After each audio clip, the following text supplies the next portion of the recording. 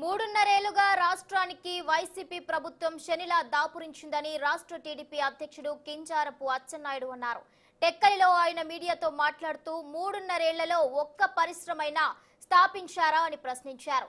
ముఖ్యమంత్రి చర్యల వల్ల రాష్ట్ర ప్రతిష్టకు తీవ్ర నష్టం జరిగిందని ఆయన విమర్శించారు. ఇక కొత్త పరిశ్రమలు లేవు. ఉన్న పరిశ్రమలు జెటాక్స్ కి భయపడి ఇతర రాష్ట్రాలకు వెళ్లిపోతున్నాయని అచ్చెన్నాయుడు అన్నారు.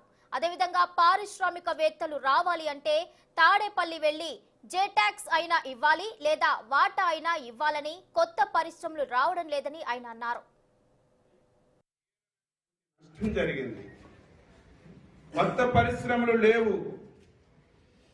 పాత పరిశ్రమలన్నీ జెటాక్స్ కి భయపడి ఇతర రాష్ట్రాలకి ఇతర ప్రాంతాలకి వలస వెళ్లిపోతున్నాయి.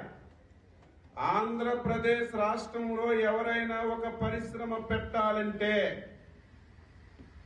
జెటాక్స్ అయినా కట్టాలి,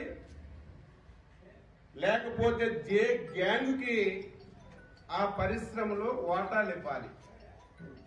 ఈ రెండూ లేకపోతే రాష్ట్రంలో ఒక్క పరిశ్రమ కూడా వచ్చినటువంటి పరిస్థితి లేదు. ఈ రాష్ట్రంలో ఎవరైనా సరే పారిశ్రామికవేత్తలు రాష్ట్రానికి వస్తే పరిశ్రమల శాఖకెళ్లి సంప్రదిస్తారు. కానీ ఈ రాష్ట్రంలో ఎవరైనా ముందు రావాలంటే